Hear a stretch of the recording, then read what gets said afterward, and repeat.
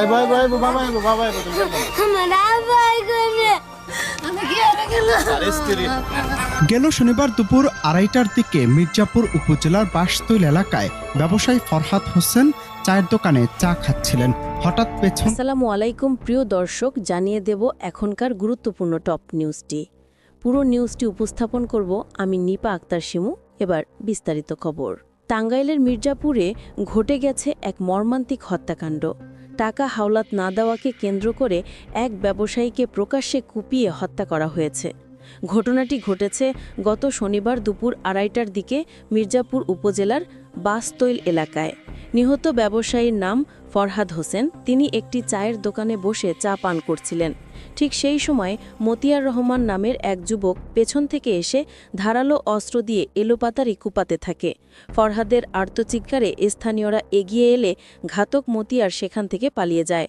গুরুতর আহত অবস্থায় ফরহাদকে উদ্ধার করে হাসপাতালে নেওয়া হলে কর্তব্যরত চিকিৎসক তাকে মৃত ঘোষণা করেন। প্রত্যক্ষদর্শীরা জানিয়েছেন, হামলাকারী মতিয়ার স্থানীয়ভাবে একজন মাদকসেবী হিসেবে পরিচিত। সূত্র বলছে, ফরহাদ হোসেনের কাছে টাকা হাওলাত চাইলে তিনি অস্বীকৃতি জানান। এতে মতিয়ার অপমানিত বোধ করে এবং ক্ষোভের বশে পরিকল্পিতভাবে এ হত্যাকাণ্ড ঘটায়। তবে এলাকাবাসী বলছেন, নিহত ফরহাদ ছিলেন নিরীহ ও সবার কাছে প্রিয় মানুষ, তার কোনো শত্রুতা ছিল না। এই ঘটনার পর নিহতের পরিবার শোকের সাগরে ভাসছে। ফরহাদের স্ত্রী মরিয়ম কান্নাজড়িত কণ্ঠে বলেছেন, তার স্বামীর কারো সাথে কোনো দ্বন্দ্ব ছিল না।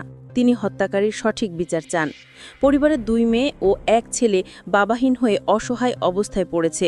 ছোট ছেলে রেদওয়ানের কান্নায় ভেঙে পড়েছে আশেপাশের মানুষও।